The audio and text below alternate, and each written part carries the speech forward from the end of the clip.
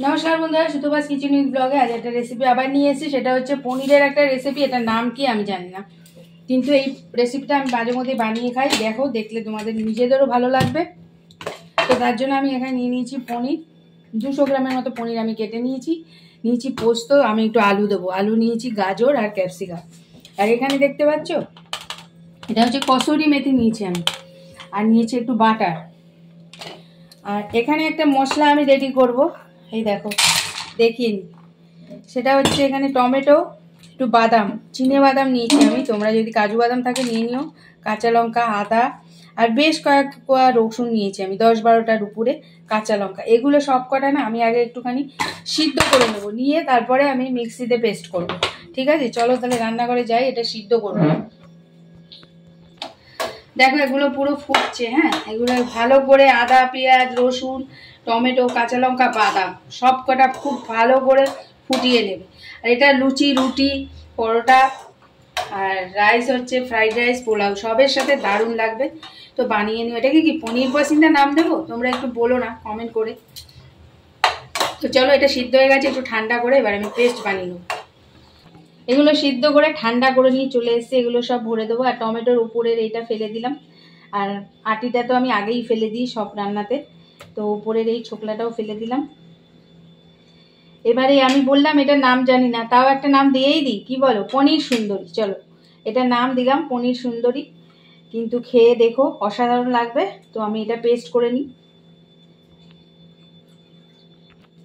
এগুলো সব তুলে নিয়েছি, এবার এর মধ্যে একটু পোস্ত দিয়ে দিলাম, এবার এটাকে পেস্ট করব।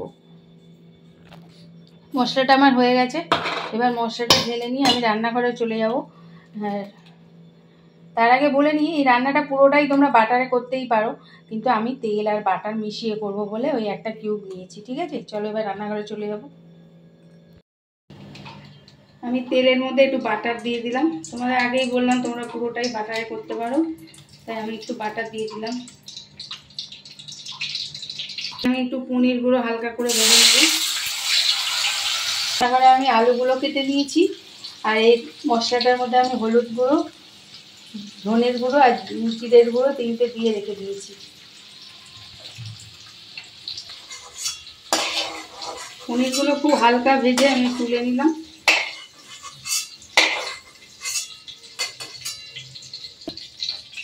আলুগুলো ভেজে নেব।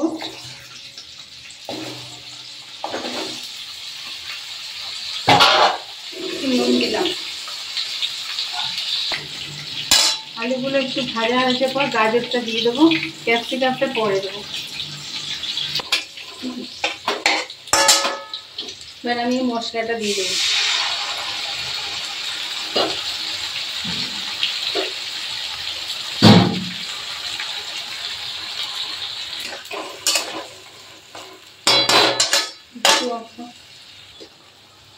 এখনই আমি একটু চিনি দিয়ে দিলাম, নুন মিষ্টিটা আন্দাজের মতো দেখে নেবে। এবার সময় ক্যাপসিকামটা দিয়ে দিলাম, কটা কাঁচা লঙ্কা,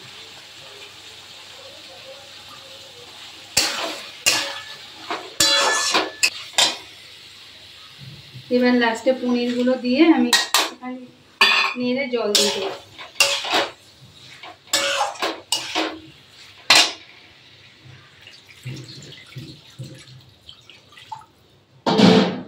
এটা ফুটে আসছে, নিয়ে ফিরে আসছি। এটা কিন্তু হয়ে গেছে। সামান্য একটু গরম মশলা দিয়ে দিলাম, গরম মশলার সাথে আমি কসুরি মেথিও দেব।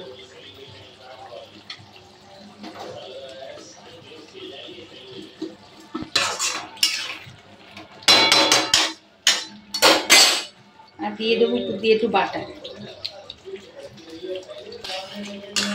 এবার আমি গ্যাসটা অফ করে দিচ্ছি,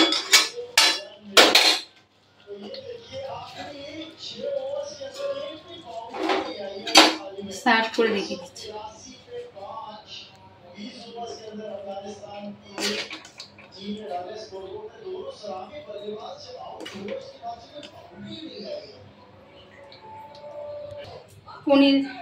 পনিরের এই রেসিপিটি যদি তোমাদের ভালো লাগে তাহলে একটু সাথে থেকো, আর এতক্ষণ সাথে থাকার জন্য অসংখ্য ধন্যবাদ। আবার পরবর্তী কোনো ভিডিও নিয়ে আসবো, ততক্ষণের জন্য সকলে ভালো থেকো।